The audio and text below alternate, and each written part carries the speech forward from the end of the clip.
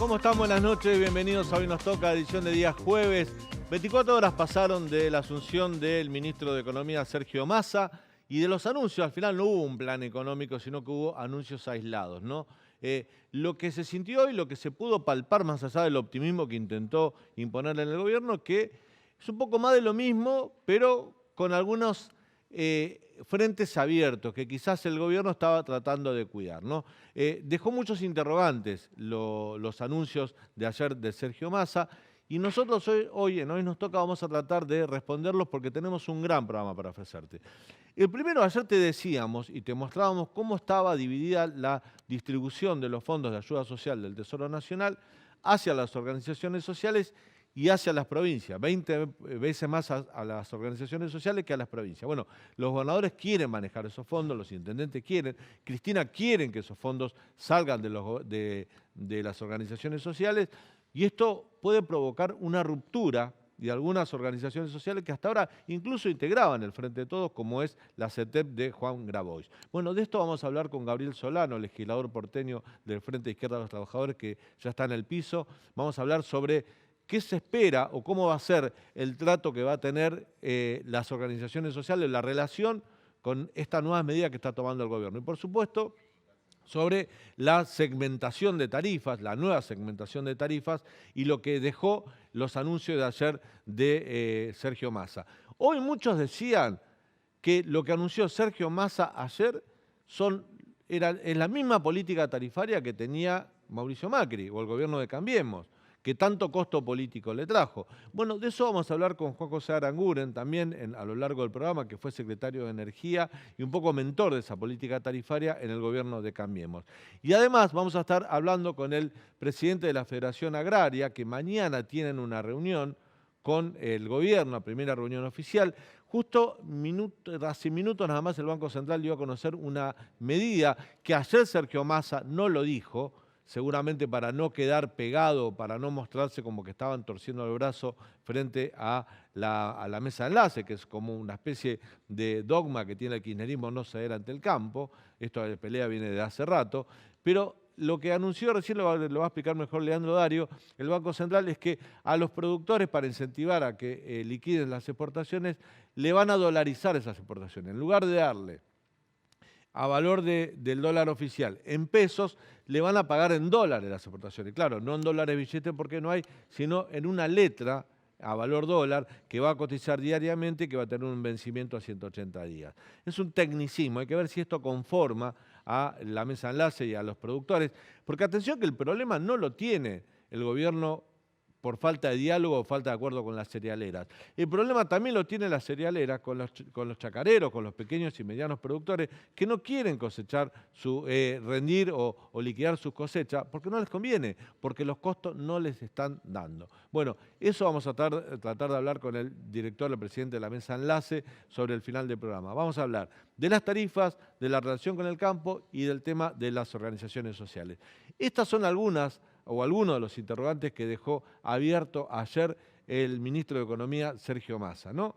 Dejó abiertos estos interrogantes respecto a hacia dónde va el gobierno y hacia los descontentos que puede dejar, incluso hacia propios sectores que están dentro del gobierno. Hoy habló el director del Banco Nación, Claudio Lozano, que preside la Unión Popular, que está muy del lado de Juan Grabois. También va a haber una asamblea de la agrupación que dirige Juan Grabois.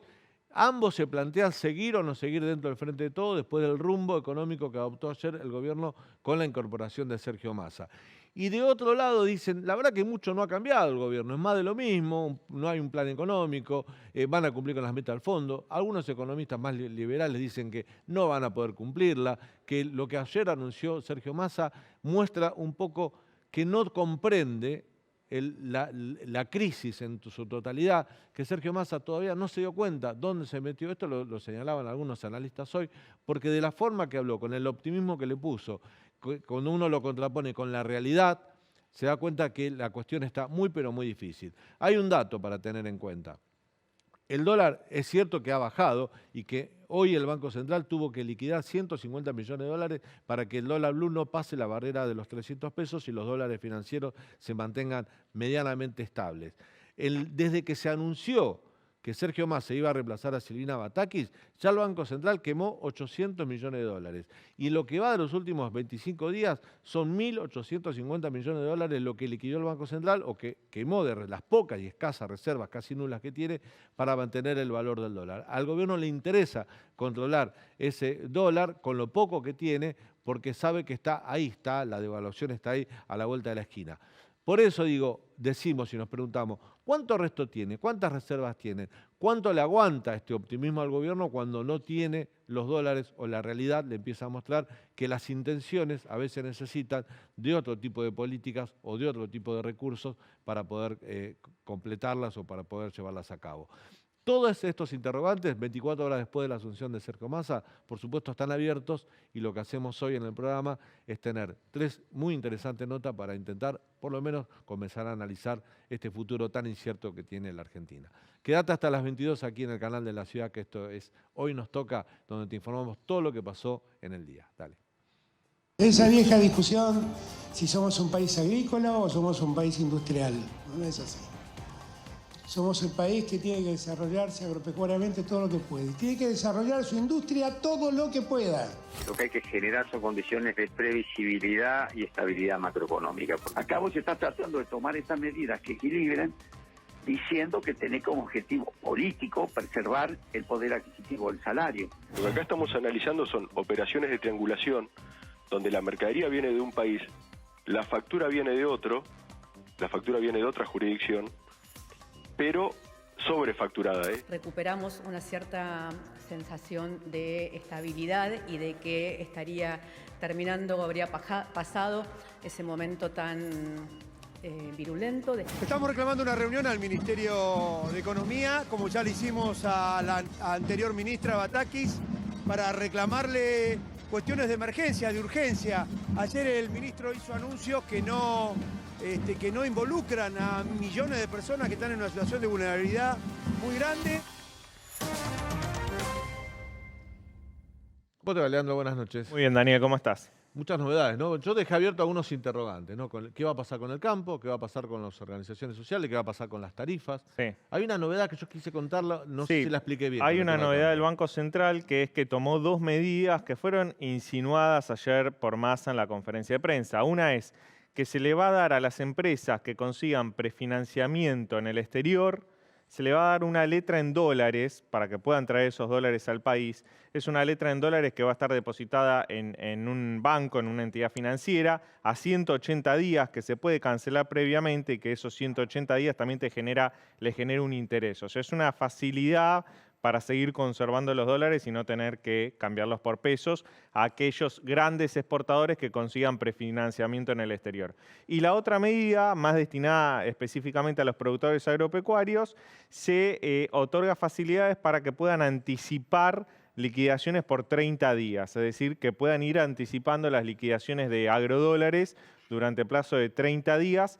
El Banco Central está intentando que los productores... ¿Le van a pagar más? Porque hoy la diferencia que hay con el último anuncio que lo hizo el gobierno de Silvina Batakis eran 6.000 pesos por tonelada de grano, no era nada. No les van a pagar más, sino que lo que les están permitiendo es conservar una porción de esas ventas que tengan en cuentas dólar link, es decir, en cuentas en dólares. Es decir, le van a facilitar... Una especie de corralito. Tenés la plata en una cuenta en dólar, sí, nominalmente, pero sí, en billetes si la querés ir a buscar no te la dan. Aparte es una medida, eso es cierto, y por otro lado es una medida que va en consonancia con lo que ya se había anunciado durante la etapa de Batakis, que era que permitían que los productores agropecuarios dolaricen un 30% de sus ventas a una cotización más ventajosa. Bueno, eso no cambió, es la cotización del dólar turista que está más o menos en 240 pesos.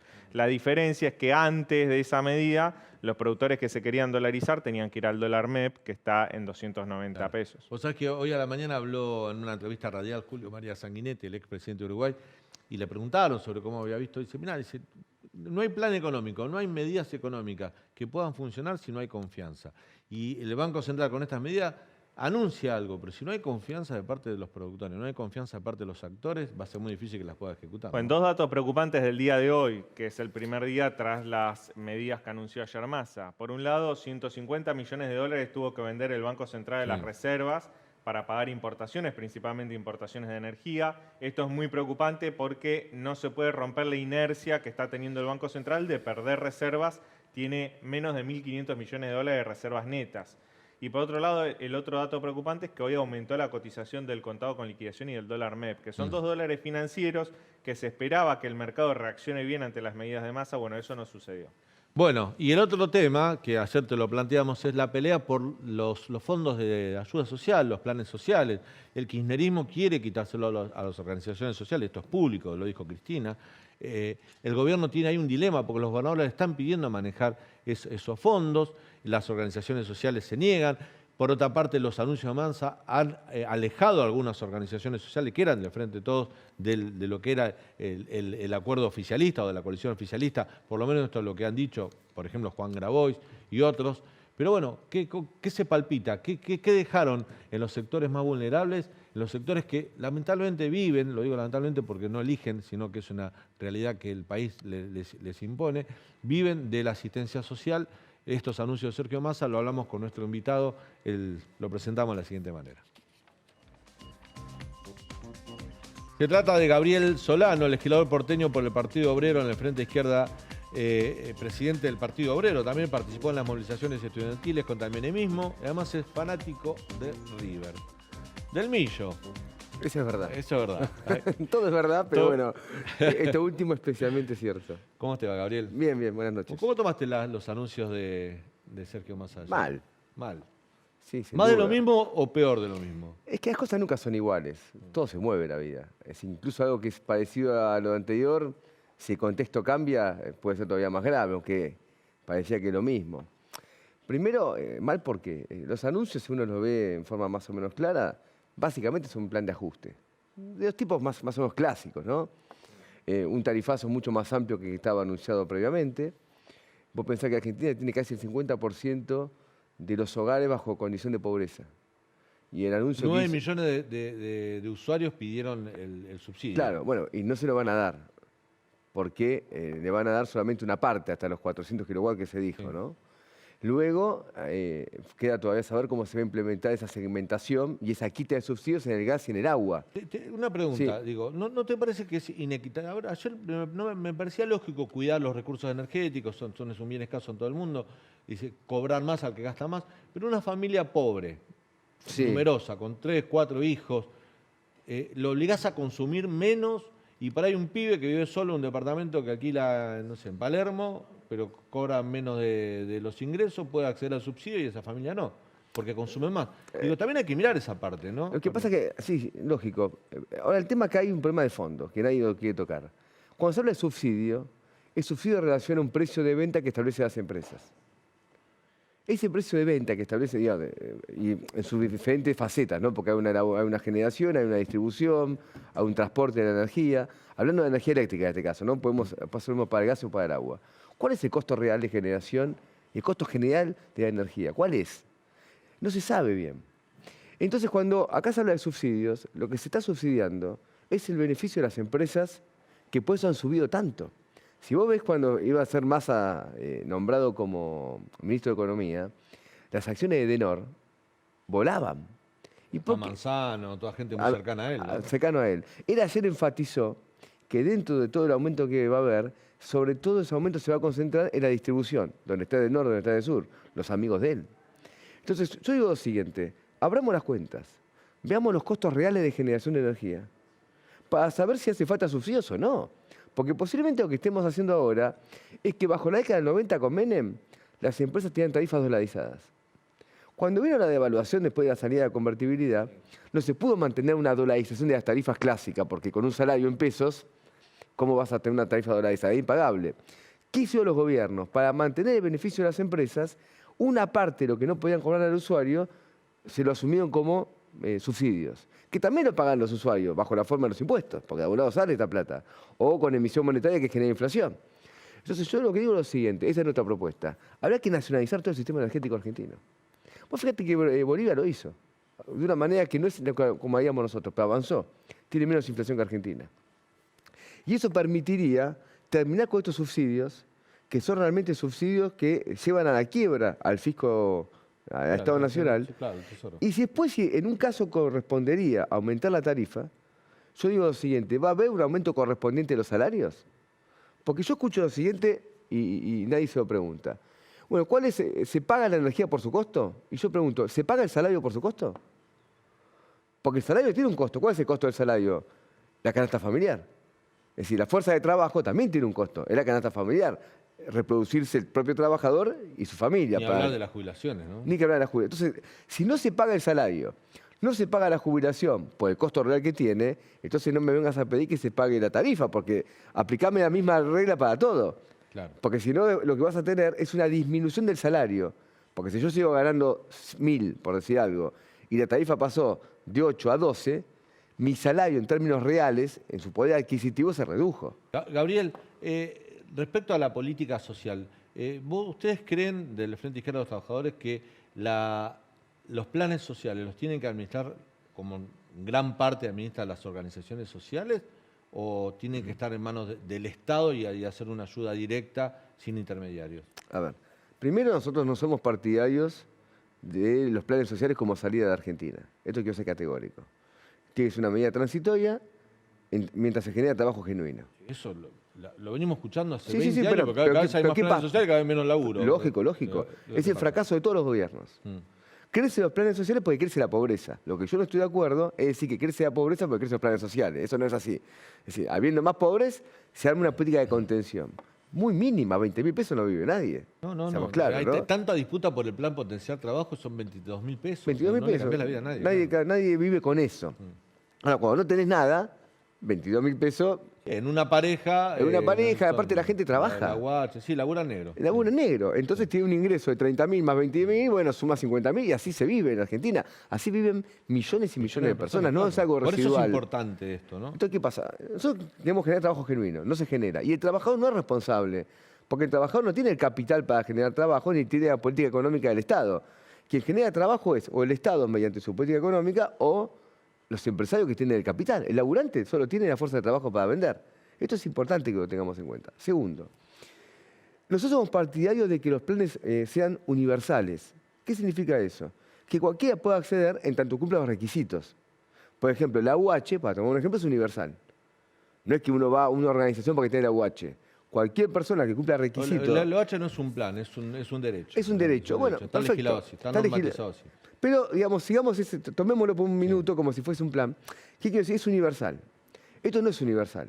Si fuese universal, seguramente habría más gente, porque todos los que están en negro irían a pedir un plan social como un complemento de su ingreso. Por eso no lo quiero universalizar. Ahora, siendo como está ahora, este 1.200.000, que son más o menos el universo... El plan potencial trabajo. Claro, el universo que existe, nosotros no somos partidarios de lo que quiere Cristina Kirchner. Que por eso tiene dos intenciones Cristina Kirchner. Una es un ajuste. Quiere reducir los planes sociales. Este stock de 1.200.000 quiere reducir. Bueno, lo que dijo ayer Massa de auditar es para reducir. ¿no? Y lo van a reducir, porque mucha gente tiene que hacer una contraprestación y la hace de manera, como te puedo decir, salteada. Porque si agarra una changa, va a ser la changa. ¿Se entiende? Y es lógico, porque con 20.000 pesos no vive. Entonces, vos no podés pedir una contraprestación permanente por 20.000 pesos, porque 20.000 pesos no es un salario. Es menos que un seguro al desocupado como debía existir. Ahora, esta es una parte, es un ajuste. La otra parte es una parte política. Porque a Cristina lo que le molesta mucho es que el peronismo, y especialmente el peronismo bonaerense, haya perdido parcialmente el control del territorio. Porque donde antes existía solamente un puntero, hasta en Argentina hubo una serie, ¿se acuerdan que era el puntero que andaba Julio Chávez, creo que la hizo? Una serie famosa, fue muy exitosa en el rating, fue una buena serie, que demostraba que en la barriada estaba un puntero. Hoy no es así, como era antes. Hoy hay movimientos piqueteros, sociales, todo tipo que se organizan. Pero vos decís que Cristina quiere... Que volver al pasado. Volver al pasado, o sea, quiere volver a empoderar al puntero político del barrio. No tengas la menor duda. Que los intendentes tengan esos campangas que se meten en los no barrios y tengan la menor duda. es lo que pide Espinosa, lo que piden todos. Piden tratar de reforzar un aparato completamente corrompido. Gabriel, vos Sí. fuiste denunciado en la justicia por extorsión junto a Beliboni Sí. por cobrar el 2% de los planes a algunos de Sí. los afiliados al partido, al Polo Obrero. Y estoy esperando que me llame la justicia para decir algo, porque pasaron meses y todavía... Fui yo a la justicia con Beliboni, fuimos juntos, porque salió por los medios, digo, para aclarar la información, que el fiscal Marijuán había hecho una denuncia. Bueno, como Marijuán hace muchas denuncias, uno se da cuenta que es un denunciante medio profesional, esperamos que en un momento nos convoque. Nos llamaba a los medios, me llamaban todo el tiempo, yo respondía y digo, fuimos con los abogados a ver de qué se trataba. Golpeamos la puerta, estaba Sabine de Cubría, bueno, la causa. Se excusó, dijo, la rechazó.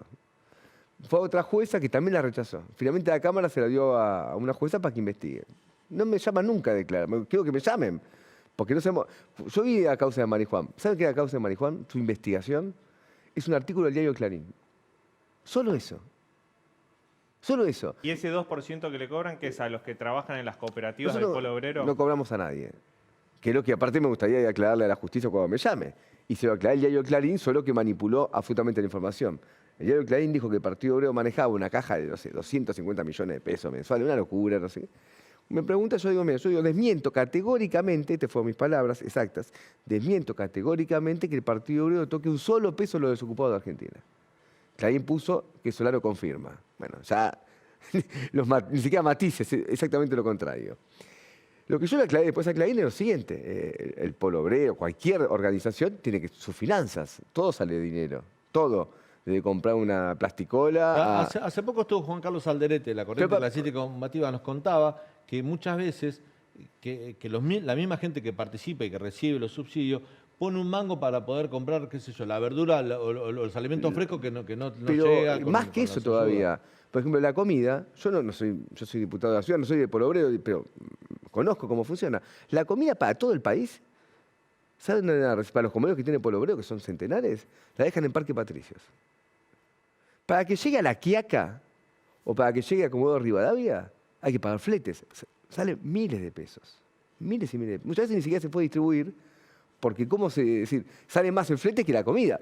Eso se hacen recaudaciones dentro de lo que se pueda, se hacen fiestas, se hacen actividades para poder financiarlo. ¿Cómo se paga el alquiler de los comedores? ¿Lo paga el Estado? No.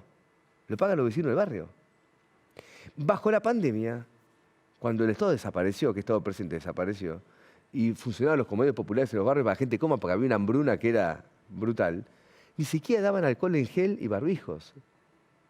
Y fallecieron trabajadores en los comedores que ponían el cuerpo para bancar eso. Entonces, es un aporte voluntario, que nunca alcanza para nada, lo hace quien puede. Y después un tema importante que se tiene que saber la audiencia, el mecanismo del plan social.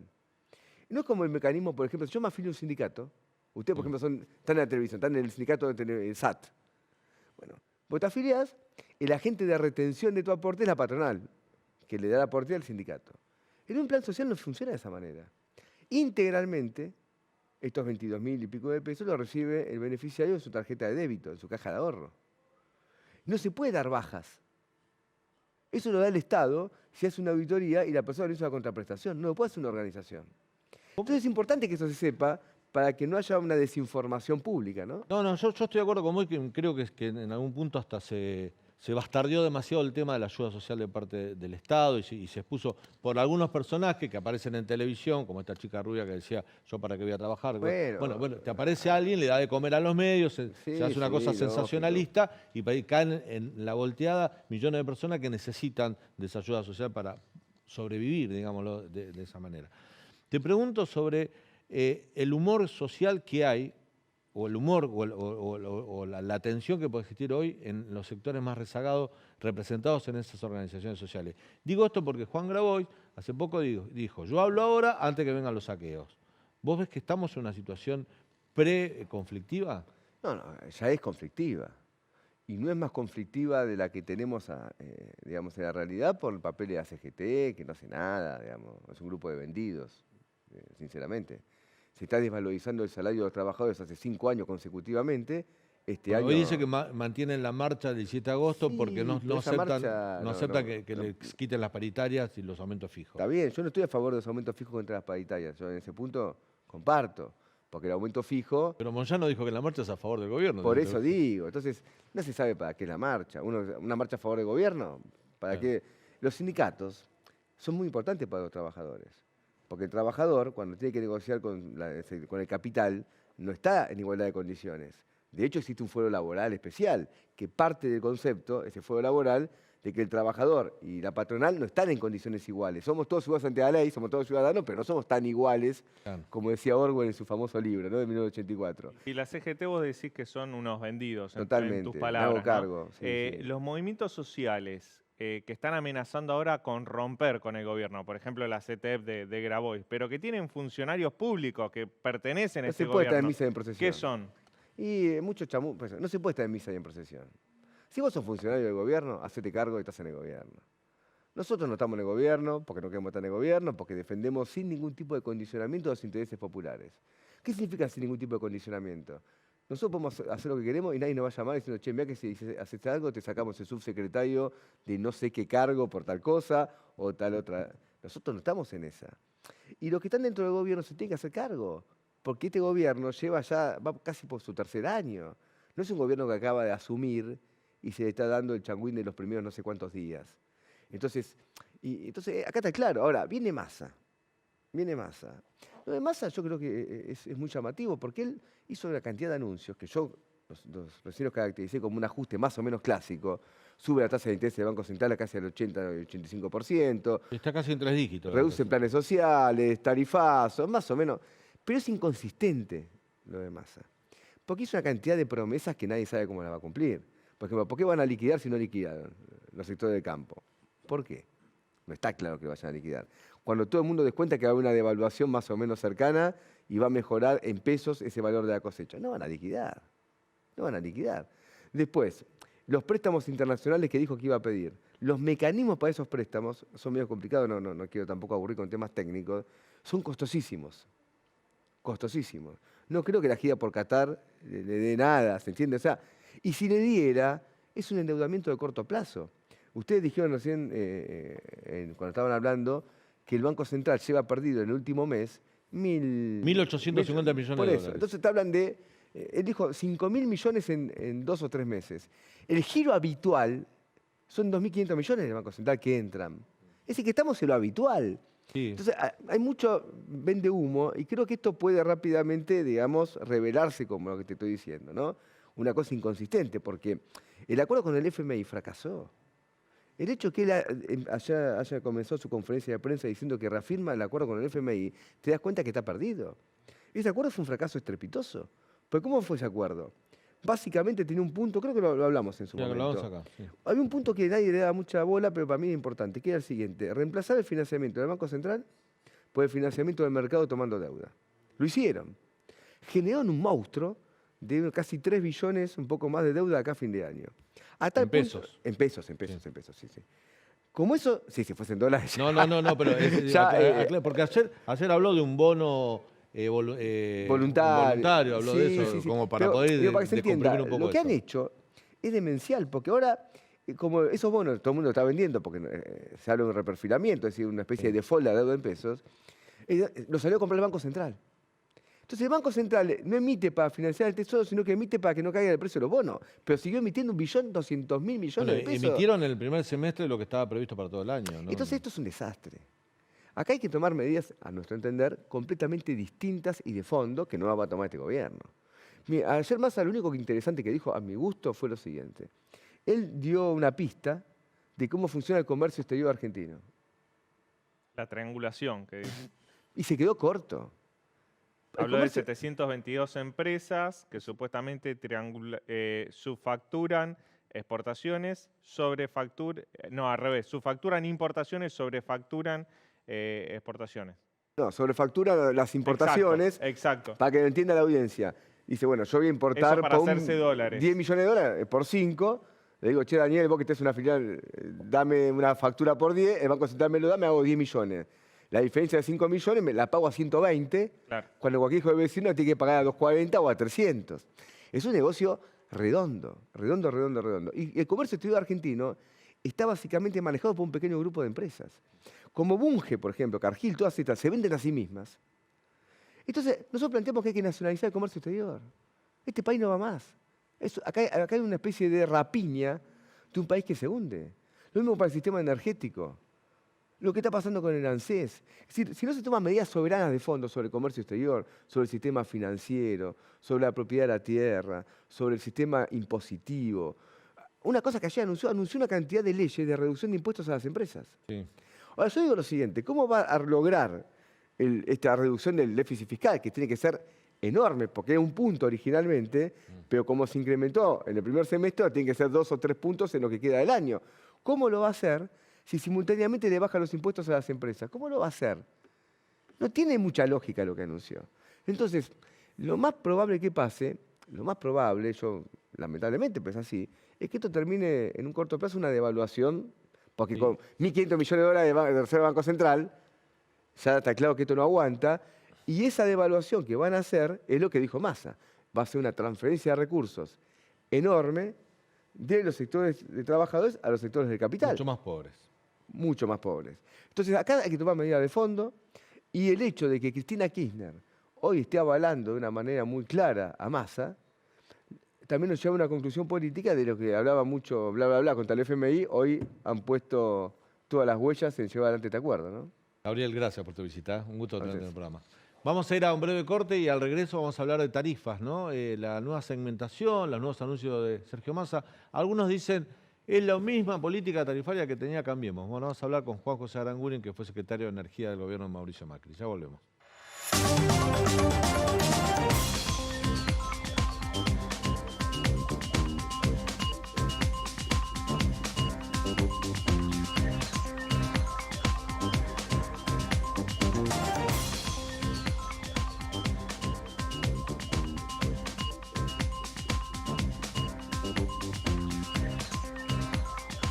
Bueno, uno de los temas que dejó abierto los anuncios del flamante ministro de Economía, Sergio Massa, ayer, es el tema de las tarifas, ¿no? Cambiar la segmentación, se habían anotado 9 millones de usuarios para recibir los subsidios, dijo que ahora también se iba a limitar por consumo, sobre todo en las tarifas eléctricas. Esto generó distintas versiones. Hoy muchos decían al final 4 millones de personas que iban a obtener subsidios, ahora no lo van a obtener más. Es una cuenta que más o menos se hacía ojo. Y la primera pregunta que se habló, muchos periodistas decían, bueno, al final es la misma política tarifaria que tenía el gobierno de Mauricio Macri. Esto es lo que se escuchó hoy, ¿no? Sí. Bueno, estamos en contacto con Juan José Aranguren, que fue secretario de Energía justamente del gobierno de Cambiemos. Aranguren, ¿cómo le va? Buenas noches, gracias por atendernos. ¿Qué tal? Buenas noches, ¿cómo les va? ¿Qué tal? ¿Cómo está? Bueno, muy bien. ¿Usted coincide con eso que dice que lo que anunció ayer Massa es la misma política tarifaria que implementaron ustedes, el gobierno de Cambiemos? Bueno, nosotros en el año 2016 implementamos la tarifa social federal y el concepto de esa tarifa social federal era subsidiar un bloque de consumo, un nivel de energía, tanto eléctrica como de gas natural, que permitiera a una familia tipo vivir adecuadamente, y todo consumo por encima de ese bloque de consumo mínimo se iba a pagar a la tarifa plena. Por lo tanto, hay muchas similitudes. No obstante ello, el ministro, flamante ministro, lo anunció, habrá que ver la letra chica. No fue muy claro o no aclaró si los 400 kilowatts hora en el caso de la electricidad se refieren al consumo mensual o al consumo bimensual. Pero bueno, esto, como le digo, habrá que esperar conocer las resoluciones para ver lo que van a aplicar. Al menos conceptualmente, muy al contrario de lo que han hecho en los últimos 2 años y medio, han reconocido que para un bien que es escaso como la energía hay que tratar de cuidarla y por lo tanto no despilfarrarla y lograr que la población cuide el consumo. Hasta ahora, con políticas, con tarifas totalmente planchadas, y cuanto más se consumía, más se subsidiaba, por lo tanto se fomentaba el despilfarro energético. Espero que se logre implementar, lo vamos a ver en las próximas semanas. Juan José, por estas horas se está hablando de una posible salida de Darío Martínez de la Secretaría de Energía. Son rumores, todavía no hubo una confirmación oficial, pero algunos medios de comunicación lo dan afuera y se está hablando de que sería reemplazado por Federico Bernal. ¿En qué cambia esto la política energética del gobierno, teniendo en cuenta que Federico Bernal es un hombre de riñón de Cristina Kirchner? No solo es un hombre del riñón de Cristina Kirchner, sino que el año pasado fue responsable de extender lo que se conoce como zona fría, el subsidio que existía para el consumo de gas natural en la Patagonia, extenderlo a gran parte del país, alcanzando al sur de Córdoba, por ejemplo. O sea, el año pasado fue el responsable de aumentar los subsidios al consumo de gas natural. Por lo tanto, me llama mucho, poderosamente la atención, aunque esto es política, de que ahora haya cambiado conceptualmente su idea y se decidan por aplicar un ajuste, que sería claramente la primera vez que un gobierno de corte populista, llamémoslo así, se decide a aplicar una política que lo que hace es tratar de proteger un bien escaso como es el energético. Aranguren, ¿cuál es el costo que tiene la energía? Porque recién hablábamos con Gabriel Solano, ¿no? Nos decía, bueno, se subsidia la energía, el gas, la energía eléctrica, sin saber cuál es el costo original. ¿Se puede medir eso?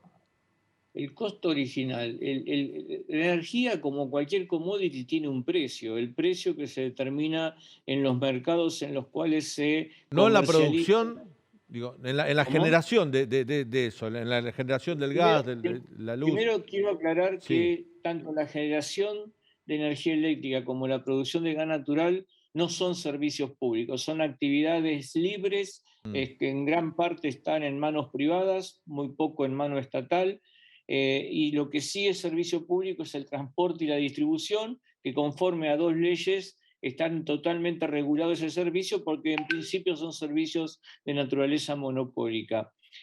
Definir cuánto es lo que cuesta producir el gas o cuánto cuesta generar electricidad es algo que depende de cada yacimiento, depende de cada planta de generación, y por eso en estos mercados lo que se conoce cuál es la oferta energética y se determina un determinado precio. En el caso del gas natural, nosotros tenemos oferta energética de distintas fuentes. Por ejemplo, el producido localmente, que actualmente se está remunerando entre 3 y 4,50 dólares el millón de BTU. El que le compramos a Bolivia, que son aproximadamente 14 millones de metros cúbicos por día, que se remunera a 13 dólares por millón de BTU, y lo que importamos por barco en la forma de gas natural licuado, que en el mes de julio representó 31 dólares por millón de BTU, cuando nosotros estamos pagando en nuestros hogares entre unos 50 y 2 dólares por millón de BTU. Eso significa que estamos pagando entre un 30 y un 35, la tercera parte de lo que significa el precio real del producto que estamos consumiendo. Las dos terceras partes se pagan con subsidio. Lo pagamos igual, porque al final del día sale todo el dinero de la misma bolsa, que es la que se genera a partir de la contribución impositiva. Ahora, la paradoja es que en el caso específico de los subsidios generalizados, lo pagan también quienes no consumen. Es el caso, por ejemplo, de las provincias del norte, del noreste del país, como Misiones, Corrientes, Formosa y Chaco, que no tienen acceso a la red de gas natural y que no consumen gas natural, pero cuando se subsidia en forma generalizada, a partir de la inflación, siguen pagando ellos por un energético que no consumen. Juan José, este gobierno derogó en diciembre de 2020, con la firma de Darío Martínez, el llamado a licitación para la construcción de gasoducto que había dejado el gobierno anterior, el gobierno de Mauricio Macri. Este año, con el precio internacional del gas y la importación de gas natural licuado, eso está generando un agujero tremendo en el Banco Central, en las reservas del Banco Central, y toda esta corrida cambiaria que vimos los últimos 2 meses. ¿Fue mala praxis del gobierno tomar esa decisión en 2020? Vamos a ponerlo de una manera. Puede ser que ellos prefieran no haber implementado la licitación del gasoducto en manos privadas y que tenían la decisión de hacerlo por mecanismo de obra pública. Hubiese esperado en diciembre del 2020, cuando tomó la decisión de derogar lo actuado por el gobierno anterior, que inmediatamente hubiesen lanzado el mecanismo de obra pública, pero no fue así. Se demoraron hasta el 23 de febrero de este año para dictar un DNU para darle a IEASA, la empresa estatal, la capacidad de construir y operar este gasoducto, que es lo que están haciendo en este momento. O sea, se demoraron otros 14 meses y por lo tanto eso es sí totalmente negligencia. Y pongo, por ejemplo, más allá que claramente el año pasado nadie esperaba que Rusia tomara la decisión unilateral de invadir Ucrania, que trastocó el mercado internacional del gas natural, nosotros en nuestra consultora hacemos un cálculo. En lo que va del año, llevamos gastado adicionales por no poder tener la capacidad de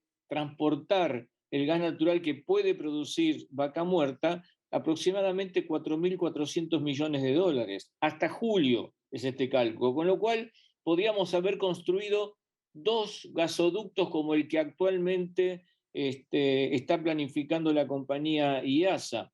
Por lo tanto, claramente es negligencia y un mal desempeño del rol del funcionario público. Cuando ustedes dejaron el gobierno, ¿había autoabastecimiento de gas? No, Argentina en promedio consumen, entre verano e invierno, unos 135, 140 millones de metros cúbicos por día en promedio, y nosotros estábamos en ese momento en promedio alrededor de 125 millones de metros cúbicos por día. Pero estábamos clara y francamente en camino de lograr incrementar la producción local.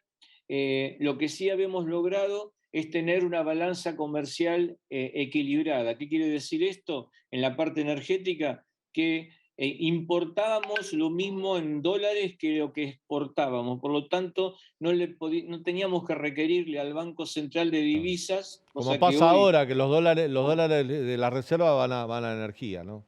Bueno, claramente, hoy el déficit fiscal producto del sector energético va a terminar este año en 3,1, 3,2 puntos del PBI, aproximadamente entre 15.000 y 16.000 millones de dólares, y esos son divisas que no tenemos.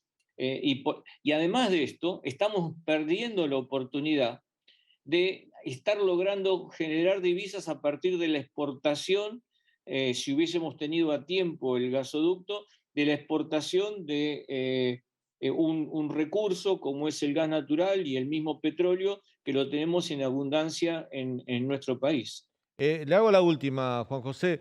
¿Alguna vez, cuando usted era secretario de Energía, un intendente del peronismo, el conurbano, dijo que en una reunión que había tenido con usted dijo, mire, yo tengo que completar un Excel? O sea, para usted era una cuestión de número el tema de los subsidios, que no era una cuestión social ni de sensibilidad respecto a lo que podía pagar o no la gente. Usted esto después lo desmintió. En una entrevista que yo le hice hace un par de años me lo desmintió. ¿Usted no piensa que ahora ellos están con un Excel y realmente entienden de qué se trata esto? No es que el hábito hace al monje. Yo era ministro de Energía y Minería, sí, y el actual ministro de Obras Públicas, Cato Podis, que en ese momento era intendente del partido de San Martín, fue el que salió a decir después de una reunión que yo había contestado eso. Ese mismo día o esa misma noche intenté infructuosamente llamarlo, le decía a mi secretaria, ella se fue, yo seguí llamando hasta que logré que me atendiera alrededor de las 11 de la noche, Cato Podis, y le pregunté por qué había dicho eso cuando yo no lo había dicho, independientemente de que todos, aún él hoy, estemos utilizando una planilla Excel, claro, para poder evaluar cuáles son las políticas que tenemos. Y él me contestó, no, la verdad yo te vi que estabas mirando unas planillas y por lo tanto salí a decir eso. Bueno, independientemente del tema, claramente nosotros yo no tenía que cumplir un libreto, sino que trataba de implementar una política que, en función de lo que estamos viendo hoy en día, viniendo de un gobierno populista como es el actual, el reconocimiento de que un bien escaso tiene que cuidárselo, al menos es un paso adelante. Espero simplemente, no sería una buena noticia, me da la impresión que el nuevo secretario de Energía fuera Federico Bernal por sus antecedentes, pero le doy la posibilidad se está nombrando a Federico Bernal como reemplazante de Martínez. Sí. Le doy la posibilidad de que a lo mejor se enmiende y a lo mejor tenemos, así como han cambiado esta política, logren hacerla distinto en el futuro, pero claramente nosotros tenemos la necesidad de reconocer la escasez del recurso, un recurso que por otra parte también tiene un impacto en el cambio climático, o sea, lograr, cuidar, ahorrar y ser eficientes en el consumo energético es algo que no solamente nos sirve hoy para resolver una balanza fiscal que está totalmente desequilibrada, sino que también le estamos dejando un mundo mejor para las próximas generaciones. Gracias, Aranguren, por este contacto con el canal de la ciudad. Le Buenas mando un fuerte noches, que le abrazo. vaya muy Gracias. bien. Bueno, vamos a ir a un breve corte, este es muy chiquito, y cuando volvemos vamos a estar hablando con alguien de la mesa de enlace, que mañana tienen la primera reunión oficial con el gobierno. ¿Qué va a pasar? ¿Van a liquidar las cosechas? Es todo un tema, porque se necesitan reservas y los dólares están ahí. Ya volvemos.